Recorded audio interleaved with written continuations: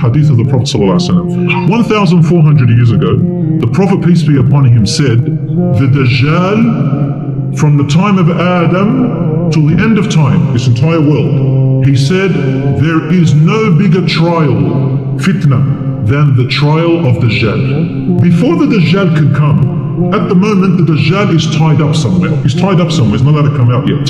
Do you know why? The ulama said, do you know why he's tied up for now?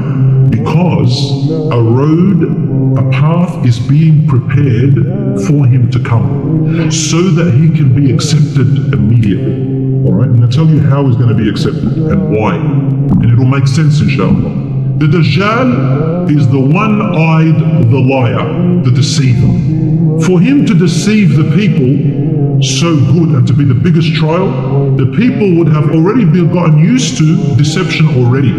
I see Muslims themselves now today moving away from the real deen and making up their own beliefs. We see them all the time. Some of them, they say, you know, I think prayer is what you think prayer should be. They say, we only believe in what the Quran says, but we don't believe anything the Prophet, peace be upon him, said.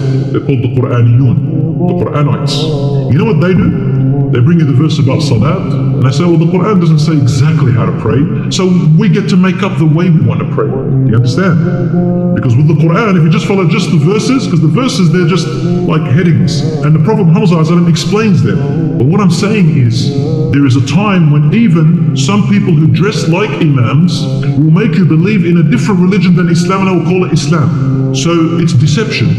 And the shaitan helps the Dajjal. When the Dajjal comes out, the world is ready for him. He said that he will come out from a place called Asbahan, or Asfahan today we call it, which is now today in Iran. And he said that he will come out with 70 Jewish people following him. It could mean that the place where Jews used to live in that time, from that place, 70 people will follow him. Because another hadith, Prophet ﷺ said to us that the majority of the people of the world will follow him and believe him. And he said, among them are the Jews. Number two, he said al-Ajjal. Al-Ajjal means the foreigners, and usually it means the Romans. So most of the Christians will follow him. And then he said, and a mixture of people.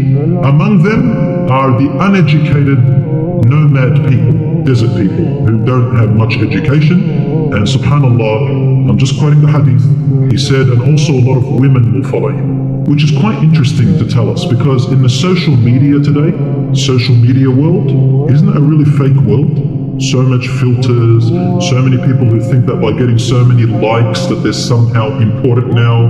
Like the more stupid you do things, the more people give you likes and the more people copy you. And that's what's happening, right? Based on a few likes, and no one really cares. And that's Dajjal. It's all of it, right? This is all part of the Dajjal, coming.